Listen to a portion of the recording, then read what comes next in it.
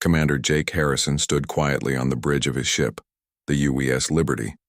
He watched through the main screen as space itself seemed to tear open in front of them. A massive alien ship appeared from the rip in space, bigger than anything Jake had ever seen before. The alien vessel was at least 10 times longer than his own ship, covered in strange crystal-like armor that glowed with purple light. Jake's crew worked at their stations around him, but he could feel their nervousness. They had all heard stories about the Zephyrian Empire, but none of them had ever seen one of their ships before. The story said the Zephyrians had conquered over 1,000 worlds across the galaxy. They were known for being ruthless and proud warriors who never accepted defeat. "Sir, we're getting a message from the alien ship," said Lisa Wong from her communication station. Her voice was steady, but Jake could hear the worry underneath. Lisa had been with him for 3 years and was one of his best officers. "Put it on the main screen," Jake replied calmly. He straightened up in his captain's chair and prepared to meet their visitors. The screen flickered and changed to show the inside of the alien ship. A tall creature appeared on the screen, standing with 4 arms crossed over his chest. The alien had dark green scales covering his body and yellow eyes that seemed to glow. This was High Admiral Kethvar, the leader of the Zephyrian fleet in this part of the galaxy. "Weak humans," the alien spoke through the translation system. His voice was deep and full of anger. "Your tiny ship has entered sacred Zephyrian space. This is forbidden. You will surrender your ship to us right now, or we will destroy you completely." Jake looked around at his crew. Lieutenant Ben Carter, his weapons officer, was trying not to smile. Amy Rodriguez at the navigation station raised her eyebrows. Even Chief Engineer Ryan Phillips, who was listening from the engine room, could be heard making quiet laughing sounds over the intercom. "Tell me something, Admiral," Jake said, leaning back in his chair like he was having a casual conversation with an old friend. "Out of those 1,000 worlds you conquered, how many of them actually tried to fight you?" The question seemed to confuse the alien leader. His yellow eyes blinked several times, and his scales changed to a lighter shade of green. They saw our power and surrendered, as all smart beings do, as you should do now." Jake nodded slowly, then looked at Ben Carter. "Ben, turn on the external speakers." Carter pressed a few buttons on his control panel, and suddenly, the sound from the Liberty's bridge was being broadcast to the alien ship. What happened next was something the Zephyrians had never heard before when they gave their ultimatums. The entire human crew began to laugh. It started with a small chuckle from Carter, then Amy joined in with her own laughter. Lisa tried to stay professional but soon gave up and started laughing too. Ryan's voice came over the intercom, laughing so hard he could barely breathe. Even the junior officers at the back stations were giggling and snorting with amusement. Jake himself began to laugh, a deep, genuine sound that filled the bridge. The laughter grew louder and louder until it echoed through the ship's corridors and out into space itself. On the alien ship, High Admiral Kethvar stared at the screen in complete shock. In all his years of conquest, in all his battles across the galaxy, no one had ever responded to his threats with laughter. His scales began to turn a dark purple color, which meant he was getting very angry. "You dare to mock the mighty Zephyrian Empire?" he roared, his 4 arms waving in the air. "We have destroyed entire civilizations. We have turned planets into glass. Our ships are the most powerful in the galaxy." This only made the humans laugh harder. Jake wiped tears from his eyes as he tried to speak. "I'm sorry, Admiral, but did you just threaten us with one ship?" "One ship?" Kethvar's voice rose to a shriek. "This ship alone could destroy 100 of your pathetic vessels." "Maybe," Jake said, still chuckling. "But you only brought one. That seems a bit unfair. For you." The alien admiral's confusion was clear on his scaly face. "What do you mean, unfair for us?" Jake stood up from his captain's chair and walked closer to the screen. "Admiral, let me explain something about humans. We've been fighting wars on our home planet for thousands of years. We've gotten very good at it. But more importantly, we've learned that the best fights are the ones where both sides have a chance to win." "Impossible," Kethvar hissed. No one fights the Zephyrian Empire and wins. We are too powerful. That's exactly the problem, Jake replied with a smile. You've never had a real fight. You've been bullying children. But now you've found the adults. Amy Rodriguez looked up from her navigation controls. Sir, I'm detecting more ships dropping out of hyperspace. 12 more Zephyrian vessels, all the same size as the first one. Jake nodded and looked back at the screen. 13 ships now, Admiral? You must be really worried about us. Kethvar's scales were now so dark purple they were almost black. We are not worried. We are simply making sure you understand the hopelessness of your situation.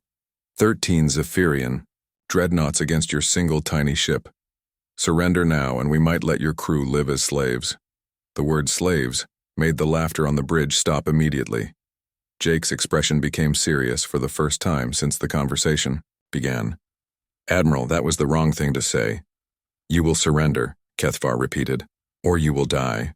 Jake looked at his crew, then back at the alien on the screen. I have a counter-offer for you, Admiral. How about a challenge? Ship-to-ship combat. Winner takes all. You would challenge us to battle? The alien seemed surprised. Very well. Choose which of our ships you wish to face in single combat. When we destroy you, your people will learn the price of defying the Zephyrian Empire. Jake's smile returned, but this time it was different. It was the smile of someone who knew a secret that others didn't. Oh, Admiral, I think you misunderstood me.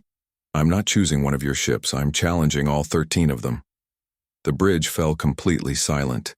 Even Jake's own crew stared at him in surprise. Amy's mouth fell open and Ben dropped his coffee cup. All 13? Kethvar stammered. That's right, Jake confirmed. The UES Liberty against your entire battle group. Single combat, winner takes all, but I want to make the stakes interesting. Interesting how? The alien asked suspiciously. When we win, Jake said calmly. The Zephyrian Empire agrees to leave. Human space alone. Forever. You withdraw from this entire sector and never bother humanity again. Kethvar began to laugh, a harsh sound like metal scraping against stone. When you win? Impossible. No single ship in the galaxy could defeat 13 Zephyrian dreadnoughts. This is suicide. Maybe. Jake shrugged. But that's what makes it fun. The alien admiral stopped laughing and stared at the human captain. Fun? You think this is fun? Admiral, Jake said, settling back into his captain's chair. Everything is fun if you have the right attitude. Do we have a deal? Kethvar looked at his tactical displays, showing the 13 massive warships surrounding the small human vessel. By every measure of military power, the humans didn't stand a chance. This would be the easiest victory in Zephyrian history. Pray, well, foolish human, he said with confidence returning to his voice. We accept your challenge.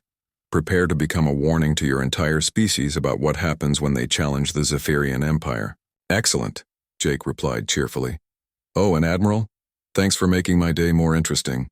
As the communication ended and the screen went dark, Jake turned to his crew. They were all staring at him with expressions of shock, worry, and excitement. Sir, Ben Carter said quietly. Are you sure about this? 13-to-1 odds are pretty steep, even for us. Jake looked around at his officers, these brave men and women who had followed him across the galaxy. Ben, in all the years we've served together, when have I ever led you into a fight we couldn't win? Carter thought for a moment, then grinned. Never, sir, but you've led us into plenty of fights we shouldn't have been able to win. Exactly, Jake replied with a laugh. And how did those turn out? Pretty well, sir, Amy added from her station. Pretty well indeed. Jake nodded and activated the ship-wide intercom. All hands, this is the captain. In about 10 minutes, we're going to show 13 alien dreadnoughts what humans do for entertainment. I suggest everyone buckle up and get ready to have some fun. Throughout the ship, the crew began to prepare for battle. But unlike the grim preparations on most warships, the atmosphere on the Liberty was one of excitement and anticipation. They were about to play the biggest game of their lives. The laughter from the human ship seemed to hit High Admiral Kethvar like a physical blow. His scales turned an even darker shade of purple, and his forearms trembled with rage. In his 300 years of military service, no one had ever dared to mock the Zephyrian Empire. The sound of human laughter was something completely new and deeply insulting to his warrior pride. "You laugh at us," Kethvar snarled into the communication device. "You mock the power of the Zephyrian Empire? Very well, humans. We challenge you to honorable combat. Single ship against single ship. When we crush your pathetic vessel, your entire species will learn what happens to those who defy us." On the bridge of the Liberty, Jake Harrison was still smiling as he watched the alien admiral's angry display. His crew had mostly stopped laughing, but he could see the grins on their faces. They were enjoying this as much as he was. "Admiral," Jake replied in a calm, friendly voice, "I already told you. We accept your challenge, but not single ship against single ship. All 13 of your vessels against our one." Amy Rodriguez looked up from her navigation console with wide eyes. "Sir, I'm reading more ships coming out of hyperspace. The Zephyrians are calling in reinforcements." Jake turned to look at her display. Sure enough, more alien ships were appearing in the space around them. Large, powerful vessels with the same crystal armor and purple glow as the first one. "How many total now, Amy?" Jake asked. 13 confirmed, sir. All of them are Dreadnought class. Each one is about 1 kilometer long and carries enough firepower to destroy a small planet. Chief Engineer Ryan Phillips's voice came over the intercom from the engine room. 13-1, huh? They must really be scared of us to bring that many ships. The comment made several crew members chuckle. Even in the face of impossible odds, the humans were finding ways to make jokes. On the alien flagship, Kethvar was pacing back and forth on his bridge. His officers, all tall reptilian creatures like himself, watched nervously as their commander's rage continued to build. "Tactical Officer Vexthon," Kethvar commanded, "show me the human vessel again." The main screen displayed the Liberty from the outside. Compared to the massive Zephyrian dreadnoughts, the human ship looked like a small toy. It was sleek and white with blue markings along its hull, but it was clearly built for speed rather than heavy combat. "Length, 300 meters, reported Vexthon. "Mass, approximately 50,000 tons. Armament appears to be standard, plasma cannons and missile tubes, nothing that could threaten our shields." "And our ships?" Kethvar asked. "Each dreadnought is over 1,000 meters long, mass 5 million tons, armed with heavy plasma batteries and quantum torpedoes. Our shields can withstand anything their weapons might produce." Kethvar nodded with satisfaction. "The humans are either incredibly brave or incredibly stupid." "Perhaps both, Admiral," suggested Navigation Officer Sektar. "But their challenge is suicide. No single ship has ever stood against a Zephyrian battle group and survived." Back on the Liberty, Jake was studying the tactical display that showed all 13 enemy ships. They were massive, intimidating, and arranged in a perfect attack formation. By every rule of space combat, his ship didn't stand a chance. "Ben," Jake said to his weapons officer, "what do you think of their formation?" Lieutenant Ben Carter looked at the display and scratched his head. "Pretty standard, sir. Classic Zephyrian, pincer movement. They'll try to surround us and hit us from all sides at once. Very effective against most enemies." "Most enemies," Jake repeated with a grin. "But not all enemies, right?" "Definitely not all enemies, sir," Carter replied, understanding exactly what his captain meant. Jake activated the ship-wide communication system. "All hands, this is the captain. In about 5 minutes, we're going to begin the most interesting battle in human history. I want everyone to remember what we learned in training. We're not just fighting for ourselves. We're fighting to show the galaxy what humans are capable of when someone tries to push us around." Throughout the ship, crew members were making final preparations. But unlike the grim, serious atmosphere on most warships before battle, the Liberty buzzed with excitement. Crew members were actually looking forward to what was about to happen. In the engine room, Ryan Phillips was making adjustments to the ship's power systems. "Come on, baby," he whispered to the engines. "Time to show these aliens what human engineering can do." On the bridge, Amy Rodriguez was calculating flight paths and escape routes, though she suspected they wouldn't be needing any escape routes. Lisa Wong was monitoring all communication channels, ready to coordinate with the rest of the crew during the battle. Admiral Kethvar is requesting another communication, sir, Lisa reported. Put him through, Jake replied. The alien admiral appeared on the screen again, but this time he looked more confused than angry. Human captain, I do not understand your species. You face certain death, yet your crew seems happy. We are happy, Jake confirmed. This is the most fun we've had in months. Fun? Kethvar's scales shifted to a lighter purple. You consider battle to be fun? Admiral, humans have been fighting each other for thousands of years. We've turned warfare into an art form. But more than that, we've learned that the best battles are the ones where everyone gets to show what they're really capable of. Impossible, the alien muttered. Battle is serious. Battle is about honor and conquest and proving who is stronger. Oh, it's definitely about proving who's stronger, Jake agreed. But it's also about creativity, teamwork, and thinking outside the box.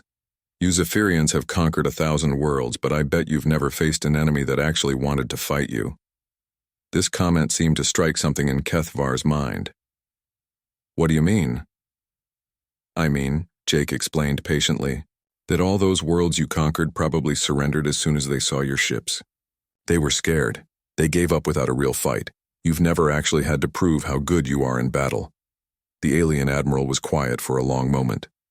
Are you saying we are not as strong as we believe? I'm saying you're about to find out.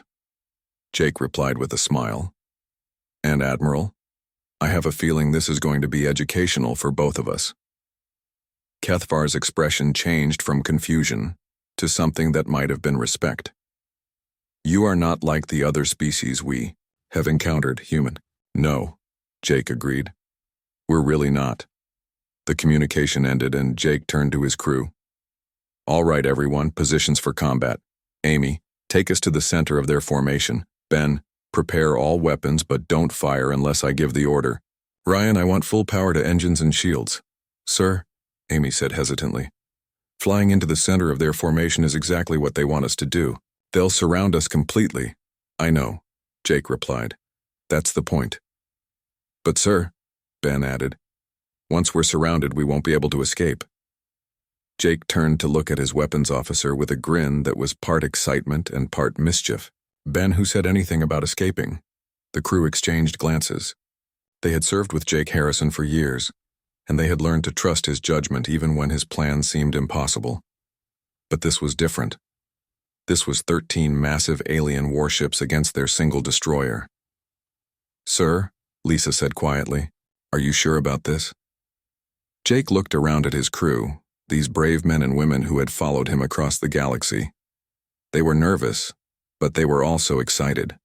They believed in him, and more importantly, they believed in what they were fighting for. Listen, Jake said, his voice becoming more serious.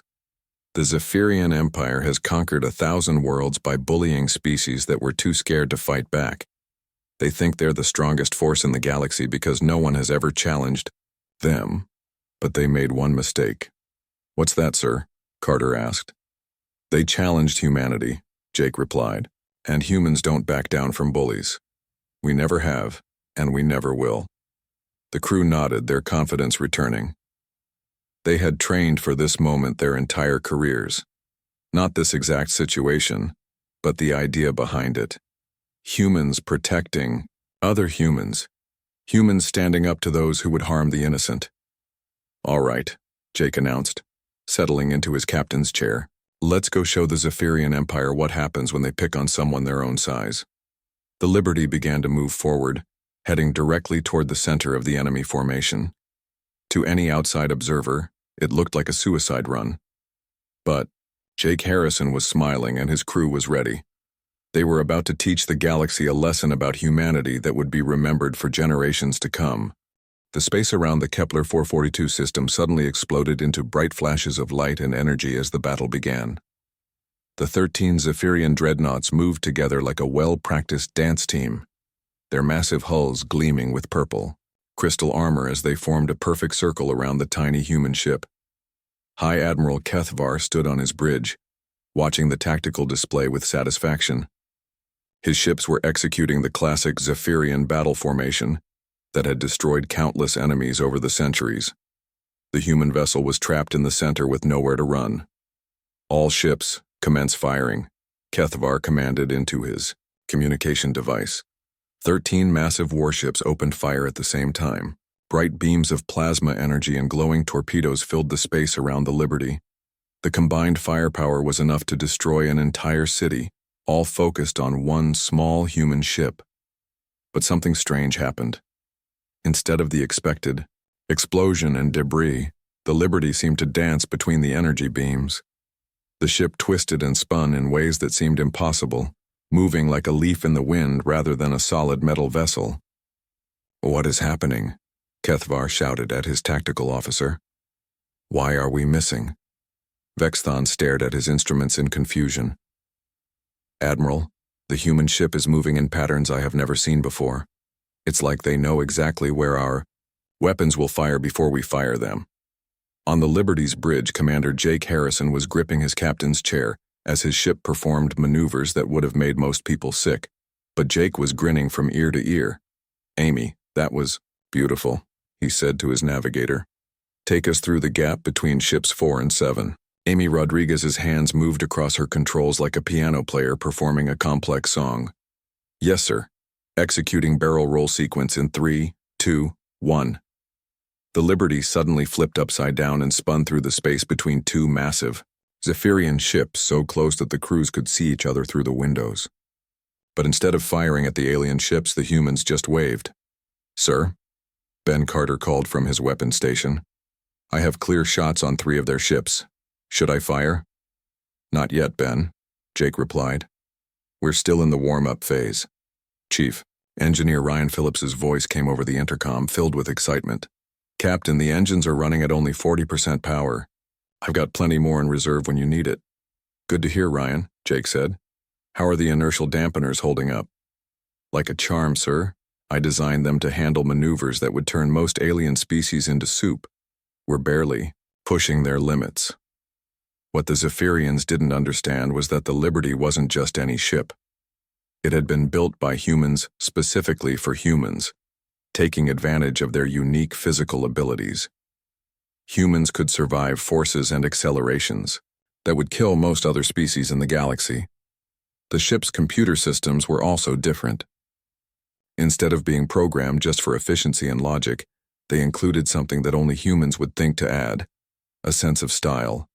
The Liberty didn't just dodge enemy fire, it did so with flair.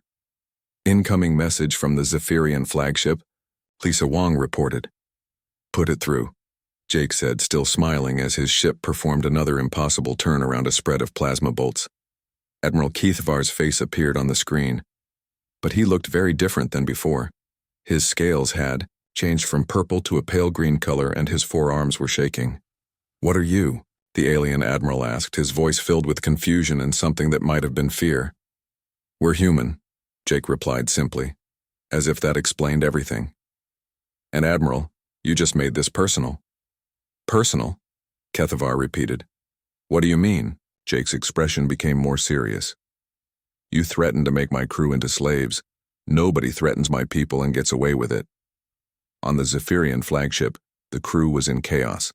Tactical officers were shouting conflicting orders, weapons. Officers were trying to target a ship that moved like it was alive. And navigation officers were struggling to keep their massive vessels from crashing into each other as they tried to follow the dancing human ship. "Admiral," Vexthon called out, "our ships are starting to interfere with each other. The human vessel is using our formation against us." It was true. The Liberty had somehow maneuvered the Zephyrian ships so that they were getting in each other's way. When one ship tried to fire, another ship was in the line of fire. When they tried to move into better positions, they found themselves blocking their allies. "This is impossible," Kethvar muttered. "How can one small ship outmaneuver 13 dreadnoughts?" The answer was something the Zephyrians had never encountered before. Humans had been fighting wars against each other for thousands of years, but they had also been playing games. Sports, competitions, contests of skill and speed and intelligence. They had learned to think 3 steps ahead, to anticipate their opponent's moves, and to turn disadvantages into advantages. Amy, Jake, called to his navigator.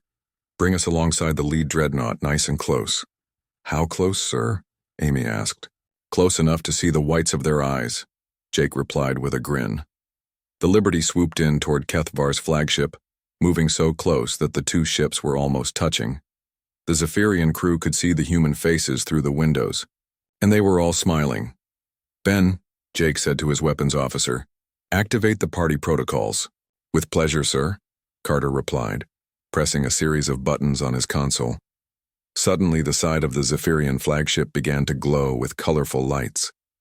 Holographic images appeared on the crystal armor, showing human words in bright, cheerful colors. Humans were here. Thanks for the workout. What is this? Kethvar roared. What are you doing to our ship? It's called graffiti, Admiral, Jake explained cheerfully. We're tagging your ship. It's harmless, but it's going to be very embarrassing when you get back to your homeworld. The other Zephyrian ships tried to move in to help their flagship, but the Liberty was already gone, dancing away through the space between them like a fish swimming through coral. This is outrageous, Kethvar shouted. You're not even trying to fight us properly. You're playing with us. Now you're getting it, Jake replied. Admiral, you came here expecting a war, but we humans prefer games. Much more fun, and nobody has to die. The truth was finally beginning to dawn on the Zephyrian commander. The humans weren't just avoiding destruction. They were enjoying themselves. They were treating the entire battle like some kind of entertainment. Entertainment? Kethvar whispered as if reading Jake's thoughts. The best kind, Jake confirmed. You see, Admiral, you made a mistake when you chose to threaten humanity. You thought we would be scared like all those other species you conquered. But humans aren't scared of a fair fight. We're excited by it. The Liberty suddenly accelerated to speeds that should have been impossible for a ship its size. It wove between the Zephyrian vessels in a complex pattern, leaving a trail of harmless but spectacular fireworks in its wake. The display was beautiful, like a celebration in space. Phillips, Jake called to his engineer. How are our power levels? Barely touched, sir, came the cheerful reply over the intercom. I've been running on backup power just to keep things sporting. Excellent, Jake said. Amy, I think it's time for the big finish. Execute pattern Delta 9. Pattern Delta 9? Amy repeated with excitement. Sir, are you sure? That's our most advanced maneuver. I'm sure, Jake replied. Let's show our new friends what human engineering can really do. The Liberty suddenly stopped moving completely, hanging motionless in space surrounded by 13 massive enemy ships. For a moment, it looked like the humans had finally given up or run out of power. Then the ship began to spin, not just turning, like a normal spacecraft, but spinning on multiple axes at the same time, creating a complex spiral pattern that seemed to defy the laws of physics. As it spun, the Liberty released thousands of tiny objects from hidden bays all over its hull. The objects spread out in perfect geometric patterns, creating a web of glowing lights that connected all 14 ships in the formation. What are those? Kethvar asked, staring at the display in wonder. Quantum tethers, Jake explained. Completely. Harmless but absolutely unbreakable. Think of them as very advanced rope. The Zephyrian admiral looked at his tactical display and realized what had happened. His entire fleet was now connected by an intricate web of the human devices. They couldn't move without affecting all the other ships. We're trapped, Vexathon reported quietly. Not trapped, Jake corrected over the communication channel. Connected, there's a difference. The Liberty came to rest in the exact center of the formation, surrounded by 13 massive alien warships that could no longer fire without hitting each other or damaging the delicate web that held them all together. Checkmate, Jake announced, cheerfully. High Admiral Kethvar stared at the small human ship that had just defeated his entire battle group without firing a single shot in anger. His proud warrior culture had taught him about victory and defeat, but this was something completely new. How, he whispered. 20 minutes had passed since the battle began, and the Zephyrian fleet was in complete chaos. The 13 massive dreadnoughts hung in space like trapped animals, connected by the glowing web of quantum tethers that the Liberty had spread around them. None of the alien ships could move without affecting all the others. High Admiral Kethvar stood on his bridge, staring at the tactical display in disbelief. His proud warrior fleet, which had conquered 1,000 worlds, had been defeated by a single human ship. But more than that, they had been defeated without the humans even trying to hurt them. Tactical report, Kethvar ordered his officer. Sir? Vexthon replied nervously. All of our ships are connected by the human tether devices.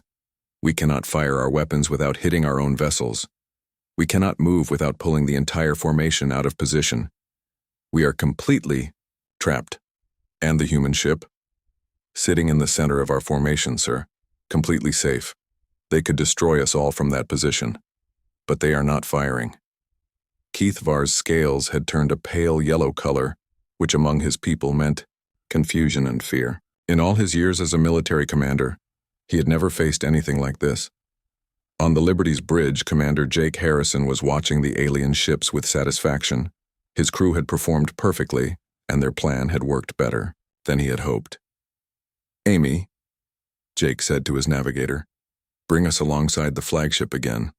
I want to have another chat with our friend the Admiral. Yes, sir, Amy Rodriguez replied, expertly guiding the Liberty through the web of tethers toward the massive Zephyrian command ship. As the human vessel approached, Jake could see alien crew members pressing their faces against the windows, staring at his ship in wonder and fear. He waved at them in a friendly way which seemed to confuse them even more. Ben, Jake called to his weapons officer, prepare the special delivery system. Lieutenant Ben Carter grinned as he activated a new set of controls. Ready when you are, sir. The diplomatic packages are loaded and ready to launch. Diplomatic packages? Lisa Wong asked from her communication station. You'll see, Jake replied with a mysterious smile. The Liberty positioned itself next to the Zephyrian flagship, close enough that both crews could see each other clearly. Then something completely unexpected happened. Small hatches opened along the Liberty's hull and dozens of tiny objects shot out toward the alien ship. But instead of weapons or bombs, they were small capsules that attached themselves to the Zephyrian hull with soft magnetic clamps. What are those things? Kethvar demanded, watching the objects attached to his ship. Gifts, Jake replied over the communication channel. Traditional Human Greeting presents. Each capsule contains examples of human culture, art, music, and literature. Think of it as a welcome package. Welcome package? The alien admiral repeated, in confusion. Of course, Jake said cheerfully. You're our guest now. The least we can do is make you feel welcome. One of the capsules near the bridge windows began to project a holographic display. Kethvar and his crew watched in amazement as images of Earth appeared in the air in front of them. Beautiful landscapes, bustling cities, humans engaged in various activities. But what captured their attention most was the music. Soft, complex melodies filled the Zephyrian bridge, unlike anything they had ever heard before. The music seemed to tell stories without words, expressing emotions that the aliens didn't even have names for. This is beautiful, Vexthon whispered, his scales shifting to a soft blue color that indicated wonder. Human art, Jake explained. We've been creating music, paintings, stories, and sculptures for thousands of years. It's one of the things we're most proud of. Chief Engineer Ryan Phillips's voice came over the intercom. Captain, the cultural exchange protocols are running smoothly. All 13 ships are receiving our gift packages. Excellent work, Ryan, Jake replied. How are the ship's systems holding up? Perfect, sir. We're still running on less than half power. The quantum tethers are stable and our defensive systems are at full strength. We could maintain this position for weeks if necessary. On the Zephyrian flagship, Admiral Kethvar was struggling to understand what was happening. According to everything he knew about warfare, his fleet should have easily destroyed the human ship. Instead, they were trapped, helpless, and being given gifts. Admiral, his communications officer called out, the humans are transmitting something to our main computer systems. What kind of transmission? Kethvar asked suspiciously. It appears to be Educational material, sir. Instructions for games. And sports. Rules for competitions. Something called diplomacy protocols. Jake's voice came over the communication system again. Admiral, we're sharing some of our favorite ways to settle disagreements. Instead of fighting wars, humans have developed thousands of different games and competitions. Much more fun than shooting at each other. Games? Cathvar said the word like it was something foreign and strange. Oh yes, Jake replied enthusiastically. We have games of strategy, games of skill, games of speed, games of intelligence. Some are played by individuals, others by teams. Some last for minutes, others for hours or even days. The holographic displays on the Zephyrian ships began showing examples. Humans playing chess, basketball, soccer, tennis, competitive cooking, racing, building contests. Thousands of different ways that humans had found to compete without hurting each other. I do not understand, Cathvar admitted. How do games solve disputes? How do they determine who is stronger? That's the beauty of it, Jake explained.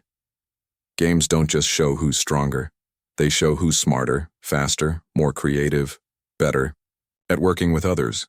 They test all kinds of abilities, not just the ability to destroy things. Amy Rodriguez looked up from her navigation console.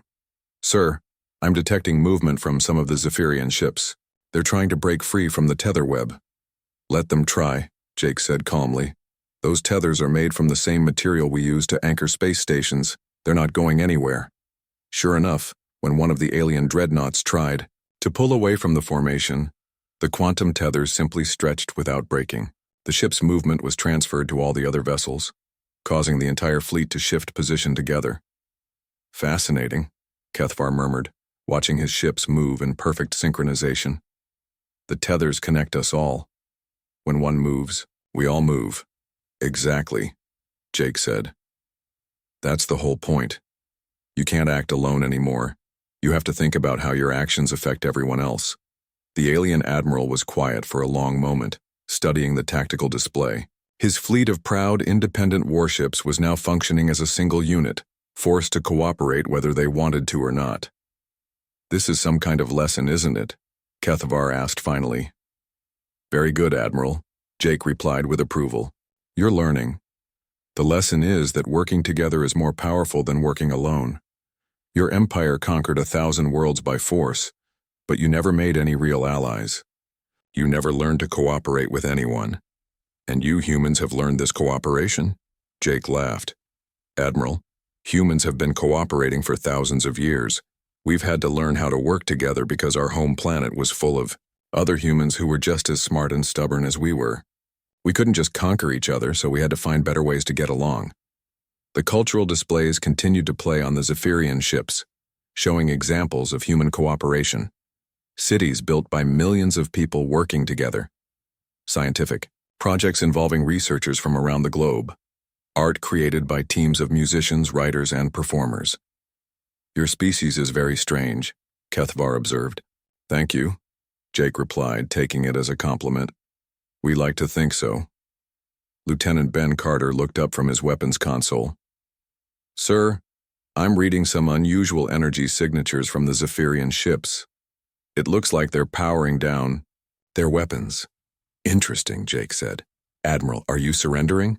No, Cathvar replied quickly. Zephyrians do not surrender, but we are reconsidering our position. Good to hear, Jake said. Because I have a proposition for you. What kind of proposition? Jake's smile became even wider. How would you like to learn how to play some real games? High Admiral Cathvar stared at his tactical display in complete silence.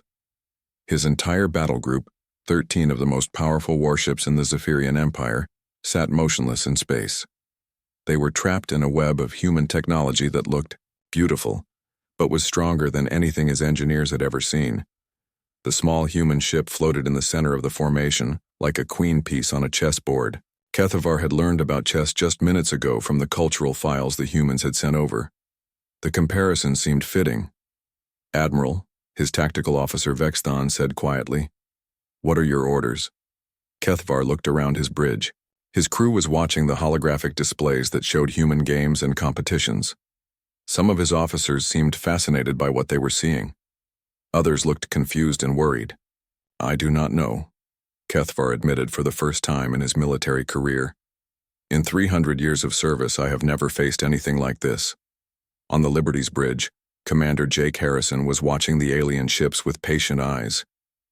He could see the confusion on the Zephyrian faces through their bridge windows. They were warriors who had built their entire culture around conquest and dominance. The idea of solving problems through games and cooperation was completely foreign to them. "Sir," Lisa Wong reported from her communication station, "we're receiving messages from several of the Zephyrian ships. They're asking questions about the games we showed them." "What kind of questions?" Jake asked. "Mostly about the rules. They want to know how winners are chosen, how teams are formed, what happens when games are finished. One ship is asking about something called good sportsmanship." Jake smiled. "Put me through to the fleet channel. All ships." Lisa pressed a few buttons, and Jake's voice was now being broadcast to all 13 Zephyrian vessels. "Attention Zephyrian fleet," Jake began, in a friendly tone. "I know this situation is confusing for you. Your entire culture is based on the idea that the strongest person wins and everyone else loses. But humans learned a long time ago that there are better ways to compete." The communication channel filled with voices as Zephyrian officers began asking questions all at once. How can there be winners if no one is destroyed? What is the purpose of competition if not to prove dominance? How do you determine who is truly superior? Jake held up his hand and the voices gradually became quiet.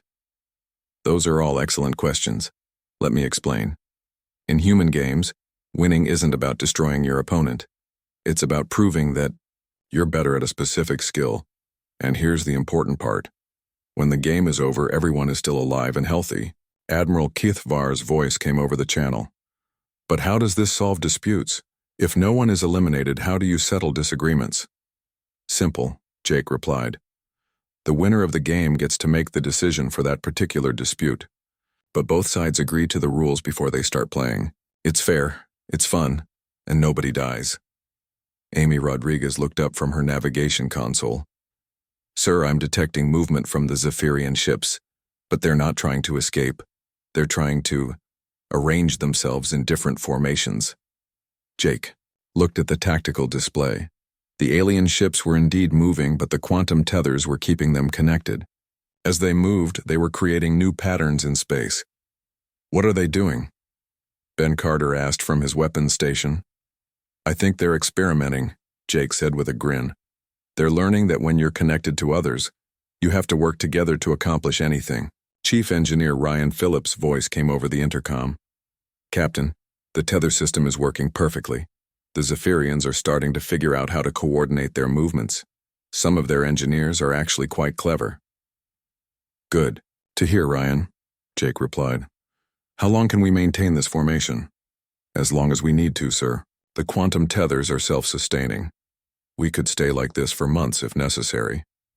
On the Zephyrian flagship, Kethvar was having a conversation with his senior officers that would have been impossible just hours before. "Admiral," his science officer Torkan said, "I have been studying the human cultural files. Their approach to problem-solving is remarkably sophisticated. Instead of using brute force, they use creativity and intelligence. And cooperation," added Navigation Officer Sektar. "Their greatest achievements seem to involve large numbers of individuals working together toward common goals." Kethvar nodded slowly. "Yes, I have noticed this as well. But how can we be certain that their way is superior to ours?" "Perhaps," Vexthon suggested carefully, "we could test it." The bridge fell silent. The idea of testing human methods instead of simply dismissing them was revolutionary for the Zephyrian military. Jake's voice came over the communication channel again. "Admiral Kethvar, I have a proposition for you." "I am listening," the alien commander replied. "Your empire has a dispute with humanity. You want us to submit to your authority, and we want you to leave us alone. Instead of fighting a war that could hurt millions of people, why don't we settle this with a game?" "What kind of game?" Kethvar asked suspiciously. A strategy game, something that tests intelligence, planning, and teamwork. We'll choose representatives from both our species and let them compete. Winner gets to decide the terms of our relationship. The alien admiral was quiet for a long moment. And if we refuse? Jake's voice became more serious. Then we stay exactly where we are right now. Your fleet remains trapped, and both our governments will have to figure out what to do next. That could take months or even years. And if we accept, then we have some fun. Someone wins. Someone learns something new, and we all go home as friends instead of enemies. Kethvar looked around his bridge. His officers were watching him with expressions of curiosity and hope. For the first time in their lives, they were being offered an alternative to endless warfare and conquest. What would be the terms if you win? Kethvar asked. The Zephyrian Empire withdraws from human space and agrees to settle future disputes through games and negotiations instead of warfare. And if we win? Jake paused for a moment. Then humanity agrees to teach your empire everything we know about games, sports, art, music, and cooperative problem-solving. We become your partners instead of your subjects. The offer surprised everyone on both sides. Even Jake's own crew looked at him with raised eyebrows. Sir, Ben Carter whispered, are you sure about that?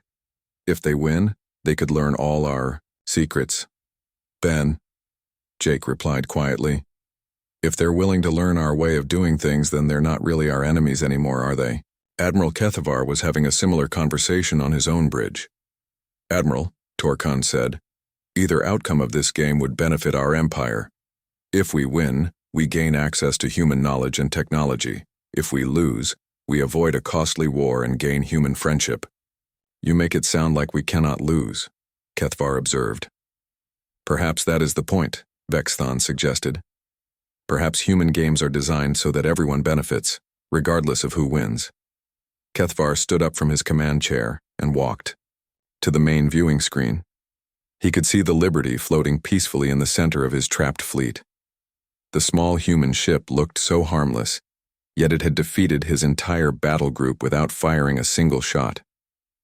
Human captain, Kethvar said formally. The Zephyrian Empire accepts your challenge. Cheers erupted from both fleets. On the Liberty, Jake's crew was grinning and slapping each other on the back.